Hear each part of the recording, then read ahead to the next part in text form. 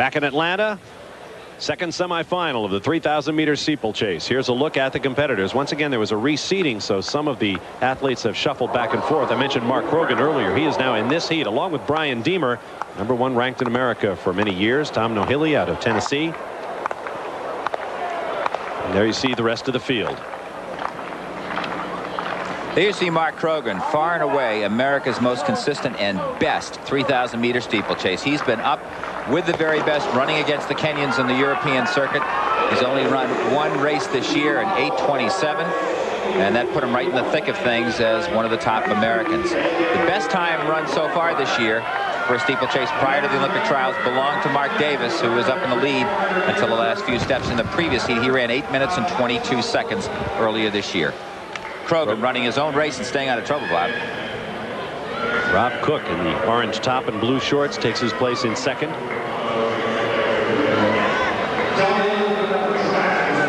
Brian Deemer's back in fourth place. You'll notice the little shuffle there. He wears red. Keep an eye on him. That is Deemer, the bronze medalist in 1984 at the U.S. Olympics in Los Angeles. He's an 8:14 steeplechaser, and he said, no matter what happens, Larry, I talked to him today, he said, at the end of the U.S. Olympics, and I hope I make the team, I'll be retiring. Steeplers make their way down the backstretch along the long jump runway. The long jump final just getting underway. Stay with us. We'll show you how Carl Lewis, Mike Powell, Mike Conley, and the rest of that very experienced group of finalists shuffle themselves out to select the 1996 Olympians in the long jump. Mark Krogan taking control of this race early.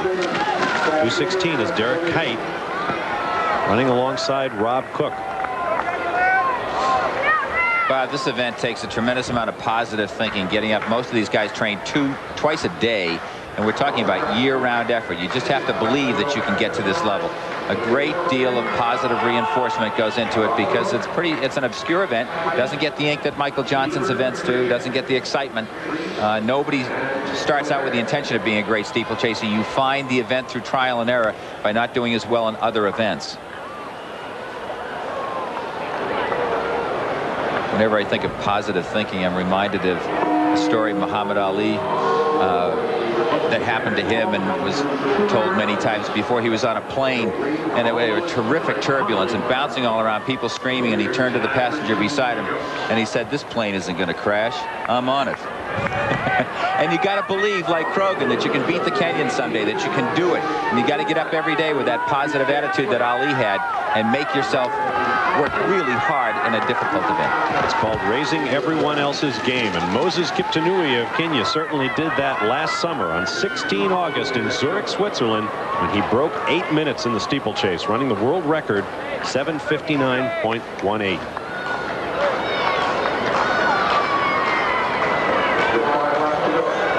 Krogan continues to lead, expanding his margin. Carl Lewis will be in the long jump when we return to Atlanta in just a moment. 1,000-meter steeplechase semifinal 2 continues. Mark Krogan out front, followed by Rob Cook, Derek Kite, Brian Deemer, Peter Pritchett, Dan Rees, and Pascal Dobert. Those would be the automatic advancers with less than 4 laps to go. Right now, we want to get you caught up with the long jump. First round action featuring Carl Lewis and world record holder Mike Powell. Here's Dwight Stones. Thanks, Dwight. We'll be checking in on the long jump as each round progresses. Bell lap in the 3,000-meter steeplechase semi-2. There is Mark Krogan, who leads. Pascal Dobert now up to second. Tom Nohilly runs third, and Brian Deemer fourth. 7 runners will advance.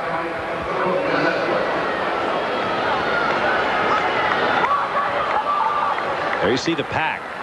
Krogan now with about a 60-meter advantage over that group as they continue to shuffle.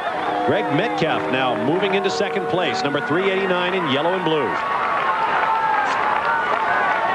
There you see the gap to the leader. Metcalf, an 8:36 steeplechaser. He's lost a little ground here as the sprint is on here, Bob, to try and nail down one of those 7 spots up there. Now, in case you're wondering why a guy like Krogan would try so hard rather than conserving energy and just running as fast as he needed to, keep in mind he is on his Olympic schedule. He knows he's going to be on the team. He is that dominant. He wants to test himself because he's going to have to run heats and semis in the Olympics as well. And there you see the chorus line finish. Brian Deemer down there. Cook, no Hilly. Dolbert also crossed the line among the 7. Derek Kite in that group as well.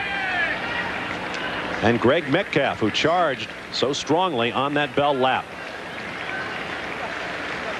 Mark Krogan, a man many people feel should be an Olympic finalist and has a real chance for the medal, takes his 3,000-meter semifinal heat. Richard Messler getting attention, as are a couple of other athletes down there.